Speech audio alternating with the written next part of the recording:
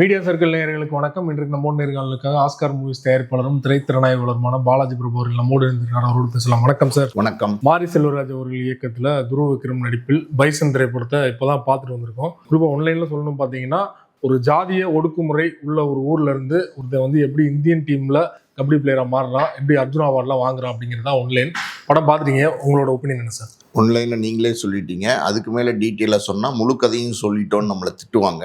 அதனால் நேரடியாக வந்து கேரக்டர்ஸ்குள்ளே போயிடுவோம். துருவ விக்ரம் வந்து இதுக்கு முன்னாடி 2 படம் நடிச்சிருக்கிறாரு. இந்த படம் தான் என்னோட முதல் படம்னு அவரே வந்து நிறைய இன்டர்வியூஸில் சொல்லியிருக்காரு.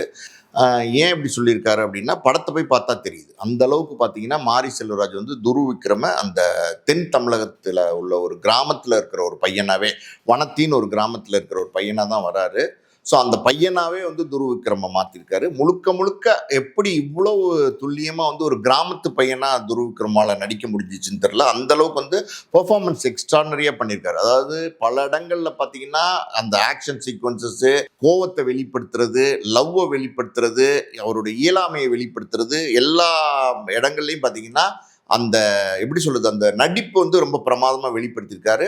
கிட்டத்தட்ட பார்த்தீங்கன்னா விக்ரமோட ஜெராக்ஸ் மாதிரியே இருக்காரு துருவ விக்ரம். அதாவது துருவ விக்ரமுடைய அதாவது பார்வைக்கும் அப்படிதான் இருக்காரு, அவருடைய கண்ணும் அப்படிதான் இருக்கு, அவருடைய லுக்கு அப்பியரன்ஸ் எல்லாமே பார்த்தீங்கன்னா விக்ரம் மாதிரி தான் இருக்கு. இன்னும் பார்த்தீங்கன்னா குரல் கூட வந்து விக்ரம் மாதிரி இருக்கு. அப்போ நம்ம வந்து இந்த விக்ரம் கிட்டத்தட்ட பார்த்தீங்கன்னா ஆரம்பத்தில் வந்தார்ல, சேதுக்கு அப்புறம் நிறைய படங்கள் நடிச்சார்ல, அந்த காலத்தில் இருந்த விக்ரமை பார்க்குற மாதிரியே இருக்கு.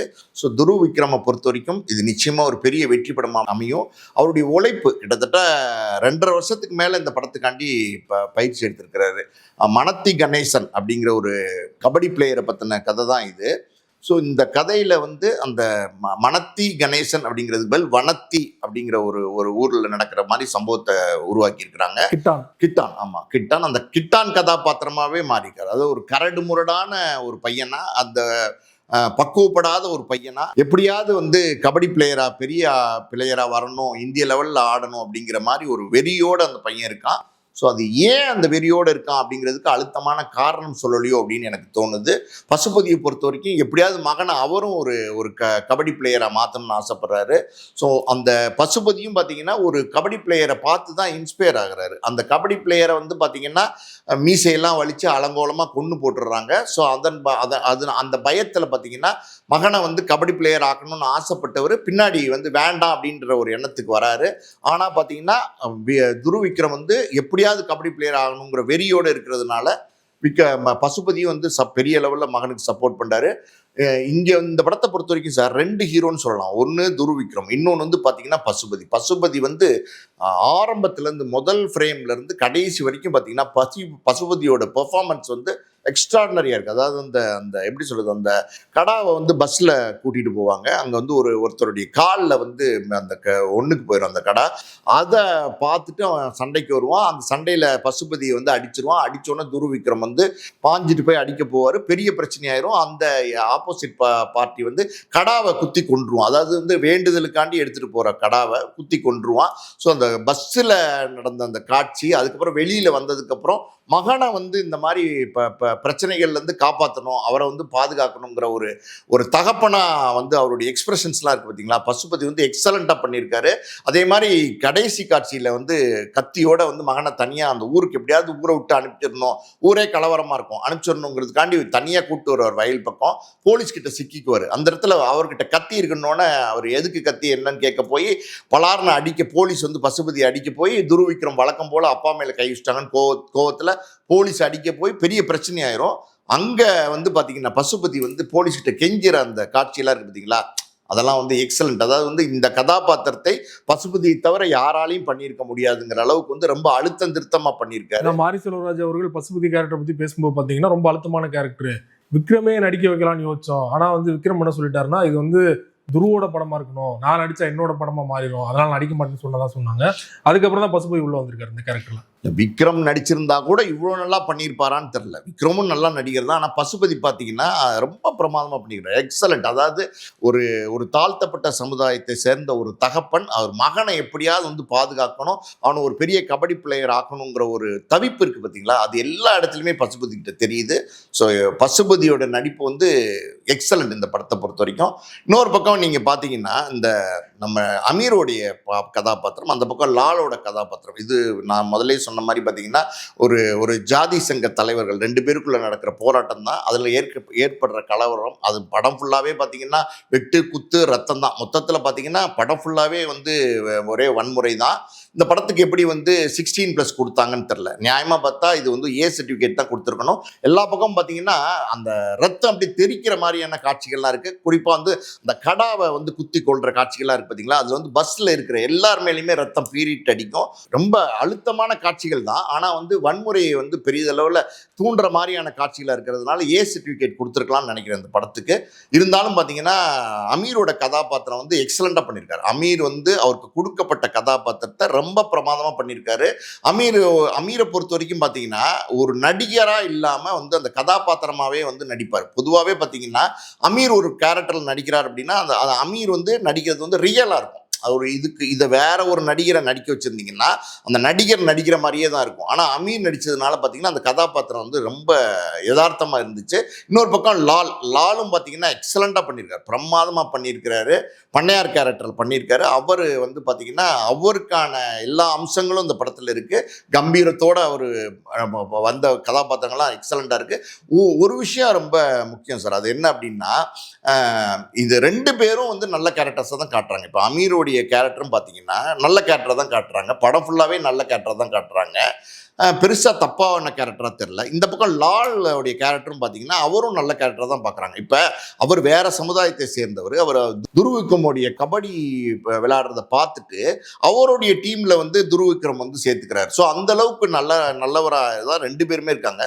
ஸோ 2 பேரும் நல்லவராக இருக்கிற போது ஏன் வந்து இவங்களுக்குள்ள பிரச்சனை வருது, இவங்க ஏன் அடிச்சுக்கிறாங்க, இவங்க ஏன் வெட்டிக்கிறாங்க, ஒருத்தர் ஏன் கொல்லணும்னு முயற்சி பண்ணுறாங்க, இதுக்கான இடத்துல லால் அவர்களே அந்த லைனில் ஒரு டயலாக்ல சின்னதாக சொல்லிட்டு கடந்து போயிடுவார். ஒரு கௌரவம் இருக்கு, அந்த கௌரவத்தை காப்பாத்தனா சில விஷயங்கள் பண்ண வேண்டி வரும், அது என்னையும் மீறி நான் பண்ணிடுறேன் அப்படின்னு சொல்லிட்டு வெளிப்படையா அவரே சொல்லிட்டு அதுக்கான அழுத்தமான காட்சி அமைப்புகள் படத்துல இல்ல. அதாவது வந்து 2 பேருமே நல்லவங்கள காட்டும் போது 2 பேரும் ஏன் அடிச்சுட்டு சாகணுங்கிற வந்து ஒரு கேள்வி வந்து வரதான் செய்யுது.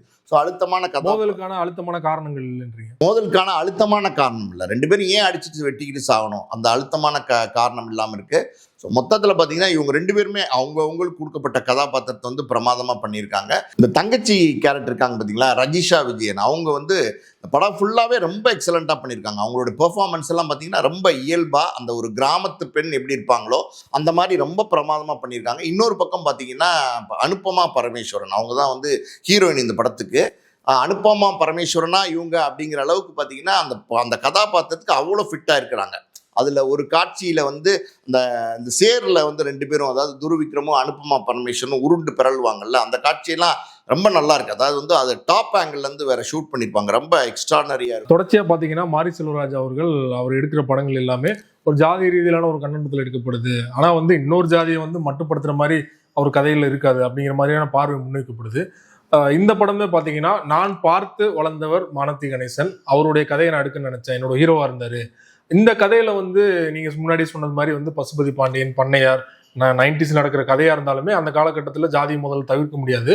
ஸோ அது வந்து வலிஞ்சு திணிச்ச மாதிரி இருந்ததா, இல்லைனா வந்து படத்தோட ஒட்டி இருந்ததா அந்த கதை களம்லாம்? இந்த கதை வந்து 2 ட்ராக்ல போகுது சார். ஒரு பக்கம் பார்த்தீங்கன்னா இந்த 2 ஜாதி தலைவர்களுக்கு உள்ள மோதல், அது தனியாக ஒரு ட்ராக் போயிட்டு இருக்கு. இன்னொரு பக்கம் பார்த்தீங்கன்னா துருவிக்ரம் ஹீரோ வந்து அவர் வந்து ஒரு கபடி பிளேயர் ஆகணும், அதாவது இந்தியா லெவலில் ஒரு பெரிய பிளேயர் ஆகணும் அப்படின்னு வந்து அவர் ஆசைப்படுறாரு, முயற்சி பண்ணுறாரு, வெறித்தனமாக அதுக்கான பயிற்சிகள்லாம் பண்ணுறாரு. இது தனியாக ஒரு ட்ராக்காக போகுது. ஸோ மொத்தத்தில் 2ஐயும் வந்து ஒரு பாயிண்ட்ல கனெக்ட் பண்ண பார்க்குறாங்க, ஆனால் கனெக்ட் பண்ண முடியல, கனெக்ட் ஆகலை, அதுதான் உண்மை.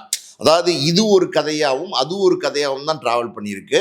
ஸோ மொத்தத்தில் வந்து ஜாதி அந்த அந்த அந்த கான்செப்ட்லேயே தான் வந்து மாரி செல்வராஜ் தொடர்ந்து படங்கள் எடுத்துட்டு இருக்காரு. நீங்கள் சொன்ன மாதிரி பார்த்தீங்கன்னா அவருடைய ஜாதியினுடைய பிரச்சனைகள், நான் மட்டும் வழியே நான் தான் பேசுவேன். ஆமாம், அந்த பிற்பட்ட மக்களுடைய வலி கஷ்டம் அந்த அரசியலை வந்து அவர் பேசணும்னு ஆசைப்படுறாரு, அது தப்பு இல்லை.